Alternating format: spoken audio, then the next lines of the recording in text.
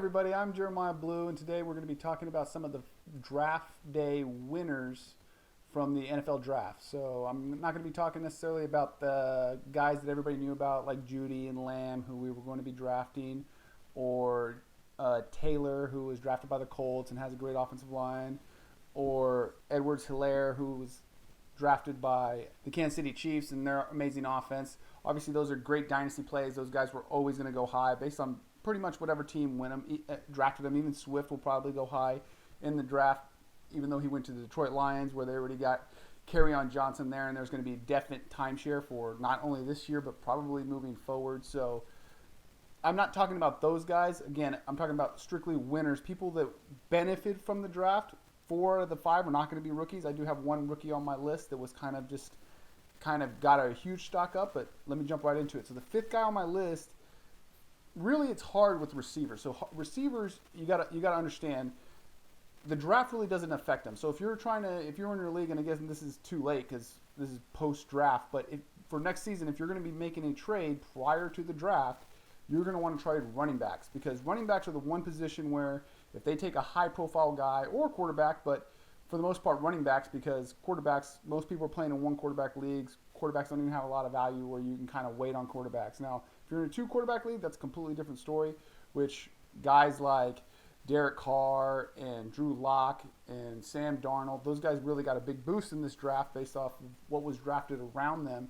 Guys like Stidham, just for the fact that nobody was drafted at quarterback, so he's going to remain the quarterback, got a big boost. But those are guys for more like 2 quarterback leagues, which we'll talk about once we do the 2 quarterback league or super flex league rankings when we're talking about quarterbacks. But for winners, when it comes to the receivers, it's hard to find a winner with the receivers. Like rookie receivers going to great situations is nice, but in this particular draft, nobody really went to a great situation. I guess you could say Pittman, where he went to Indianapolis. They already got an established quarterback. They're probably going to put up a lot of yards, and a number 2 spot's open. But for the most part, unless you're getting drafted onto a team that's like Aaron Rodgers, and there's a hole there with a guy like Mahomes, you're not going to be really a winner in the draft, and you're not going to be a lot of losers in the draft. And veteran players aren't going to get benefit or be hurt by you being there. Take Sutton, for instance. Judy went to his roster, and Sutton his value doesn't really change, because there's 2 ways to look at it. One, if Judy didn't get drafted by the Broncos, then you'd be like, well, Sutton's just going to get force-fed the ball. On the other end, Judy gets added to that roster. Now it's going to be difficult to double team Sutton, so there's going to be more opportunities for him to be open in that offense. So again, I don't think from the receiver perspective, it ever really gets that affected. But if I'm going to pick a receiver who won this draft, I would say it was Jamison Crowder. Jamison Crowder is on the Jets. He's kind of like that possession receiver. He's really like the only possession receiver they have on that roster. And they lost Robbie Anderson. They brought in Perriman from the Tampa Bay Bucks, who kind of had that really good stretch towards the end of the year when everybody in Tampa was hurt. And they drafted Mims. So Mims, I actually was really high on. He's just not the same type of receiver as Jamison Crowder. He's kind of like to take the top off the defense. And long term, I do think Mims ends up developing into a really good receiver. But this first season, I think he finds his way on the field and is going to stretch the field for Crowder to get open in that middle area. Not only that, but the first pick of the draft, the Jets drafted an offensive lineman. The Jets had one of the worst offensive lines in football last year.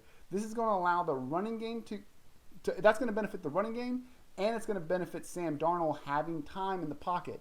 Now you get 2 guys that stretch the field, and Sam Darnold's going to just feed Jamison Crowder the ball. The reason I say he's a winner is because the Jets were definitely going to take a receiver this year. This is one of the better receiver drafts. If they would have taken a guy like Lamb or Judy in the first round, I think that would have eaten into Crowder's production, based on the fact that those guys are actually like possession guys. Like they like reception hogs, which would have eaten into Crowder's production. Whereas in case of Mims, I think that the first year, at least, he's going to be more of a decoy, stretch the field, keep the safety honest, and Crowder's going to be able to operate in that zone that he feels good operating in, which is right in that middle of the field.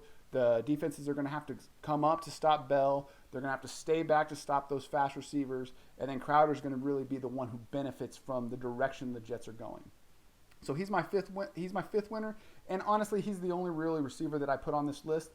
for the sake of argument, I did put a quarterback on this list. The only one that I really saw that's in that top QB1 range that really benefited greatly from this draft was, of course, Dak Prescott. CeeDee Lamb dropped, and that's not because I'm a Cowboys fan, but CeeDee Lamb dropped to the Dallas Cowboys. The Cowboys are making a switch at the coaching change. They're honestly changing their philosophy quite drastically based off of what they were doing. So if you take last year, for example, the Dallas Cowboys ran a 3-receiver set, about 50% of the snaps. On the other end, in 2018, the last time McCarthy was coaching for the Green Bay Packers, they ran it on 63% of the snaps. McCarthy has made it a point to say that he's trying to go analytics based on every decision he makes. Well, the analytics point to teams that run 3-receiver sets are more efficient.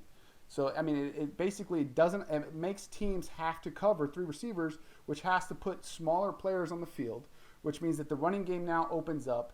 And, I mean, we saw it in the Rams in 2018. Last year, the Cowboys were most efficient when they were running out of a 3-receiver set. So, again, all the analytics points that the Cowboys are going to have 3 receivers on the field. They land Lamb, which I'm pretty sure they weren't looking at a receiver in the first round, but when Lamb gets there, now you got 3 elite guys. You really put a lot of pressure on the defense, and I just think Dak's going to be the one who benefits from all that. So Dak, to me, was basically right around the 5, 6, 7. He was a top 10 quarterback going into the draft.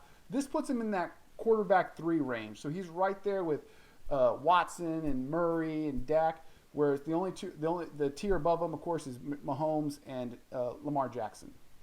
So number 3 on the list for me is Miles Sanders. So if you follow Doug Peterson's career, he basically loves running 2 running backs. He almost exclusively does not have a workhorse back. So if we go back to 2016, this is like snap share. So the percentage of snaps that a running back took, the leading running back on the Eagles team ever since Doug Peterson got to Philly in 2016. In 2016, it was Darren Sproles, 45% of the snaps. 2017, it was LeGarrette Blount, 31.3% of the snaps. Smallwood, 29.67% of the snaps in 2018. And then last year was the most that he had allowed somebody to be a workhorse, and it was Miles Sanders, but that was mostly due to injury, 52.6. So I, going into the draft, obviously assumed that this was going to be, they're going to draft a running back, or in free agency, they were going to bring a running back in, and none of that happened. So they came out of the draft basically with the same running backs that they had going into the draft, and those were about the same. Those were the same running backs that were healthy going into the playoffs last year, where Miles Sanders started becoming the workhorse towards the end of the year. So I'm starting to think that Miles Sanders is probably going to be the workhorse, even though that is not fly with Doug Peterson's history, but it is what it is. We saw what these running backs do, what this team does towards the end of the year, and that's what they do. So again, I think that Miles Sanders takes a big boost up, because I think a lot of people thought that they were going to bring in another running back, and they didn't. So it's going to be a workhorse situation for Miles Sanders. Another big winner at running back was already on a roster is Leonard Fournette. So Leonard Fournette, going into this draft, had talked a lot of shit in the media about he doesn't like what the Jags are doing. The Jags were trying to trade him. It seemed like they were at ends, right?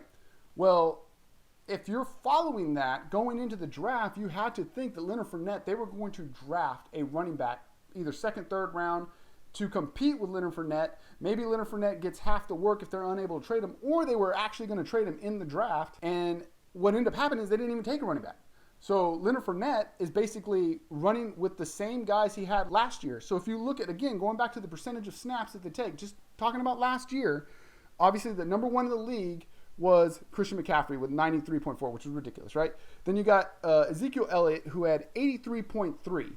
Okay, so Ezekiel Elliott played 16 games last year. Leonard Fournette was 82.9, just 0.4 behind Zeke, and Leonard Fournette missed a game, right? The next behind that was Le'Veon Bell, again, 77.1. He also played 16 games. And then Todd Gurley behind that, which surprises me, by the way, 71.1% of the snaps last year, and he also missed a game. So again, this was so Fournette was significantly higher than the 5th guy on the list in Todd Gurley, and he also missed a game. So this is pretty impressive to finish 3rd, missing a game, and still be up there with snap count percentage. Now, looking at next-gen stats, according to NFL.com, there was an 8-man box in front of Leonard Fournette 31.7% of the time, which was in the top 10. And again, that's being compared to guys like Frank Gore and Coleman, who were in there basically to run the ball, not in passing downs, right? That's impressive in itself. Now you're getting a new coach, Jay Gruden. So again, last year they only had 3 rushing touchdowns for Leonard Fournette. I think if he's that kind of workhorse again in Jay Gruden's offense, Jay Gruden is a better offensive coordinator in my opinion than the Jaguars had last year. Leonard Fournette is probably the best running back talent that Jay Gruden has ever had. I mean, he did have Adrian Peterson, but again, it was at the end of his career. And he usually has success with these running backs. So I think that being that touchdowns can be kind of volatile, I think Leonard Fournette has a big year this year, assuming nothing changes from now until the offseason. Again, they could still end up trading him. They could still bring somebody in. But coming out of the draft, Leonard Fournette is definitely a big winner because he's basically in the exact same situation he was in last year with a better coaching staff, an older team. Again, another year for Minshew. That whole offensive line is basically intact. They brought in a rookie receiver. It's just gotten better. I mean, it's not gotten a lot better, but it is better, right? So I think that's a stock up. Again, he came out of the draft looking good to me. I was trying to trade Leonard Fournette before the draft because I thought something bad was about to happen to his stock, and it didn't. If we go to my number 1, which this one was a surprise for me when it happened, was Keyshawn Vaughn. But this is strictly because of where he landed. Now, I do kind of like Keyshawn Vaughn because Keyshawn Vaughn was coming out of the draft as one of the higher-rated pass protectors as a running back. So when you're a good pass-protecting running back, that means you're basically going to get playing time right out the gate, right? Think of Jamal Williams, his rookie season when he was playing for the Green Bay Packers. He was the best pass blocker on the team, even though he wasn't the best runner of the football. He was the best pass blocker, and he was able to get involved in the passing game. That got him the start and the playing time playing with a veteran like Aaron Rodgers, who they don't need you to run the ball 300 times. They need you to make sure that Aaron Rodgers doesn't get hit. The Tampa Bay Bucks are going to need Vaughn to make sure that Tom Brady doesn't get hit. And you're like, oh, Ronald Jones. If you watch any football of the Tampa Bay Bucks, you realize Ronald Jones is a garbage pass blocker. And Bruce Arians wants nothing to do with that stuff. Last year, they had Peyton Barber and Dare Ogunbowale or whatever, and they were being involved because Ronald Jones is that bad at pass blocking. If you look at the running skills, Ronald Jones was head over heels better than those guys, but he couldn't stay on the field. He was only on the field 36.4% of the time because he was unable to figure out how to pass block. And that was with Jameis Winston. You think they're going to let... First of all, Bruce Arians is not going to let Ronald Jones get in there and let Tom Brady get lit up. And Tom Brady is not going to stand for that either. So if you look between the lines, they drafted this guy in the 3rd round. He's got the draft stock to be something that they wanted. Bruce Arians even said it. If you just watch that stuff, I think that he leads this. Keyshawn Vaughn is going to lead all rookie running backs in snaps in the NFL going in at the end of next year. I'm not thinking long-term dynasty here, but I am thinking if we're talking redraft, this guy benefited a lot based off his landing spot. Pretty much anybody who knew how to pass block was going to get playing time in this offense because they just do not have talent at the running back position. That's it for today's show. That was my top 5. Hopefully you liked. If you didn't like it, comment in the comments below. Let me know what you think. Like, subscribe, and until next time, see ya!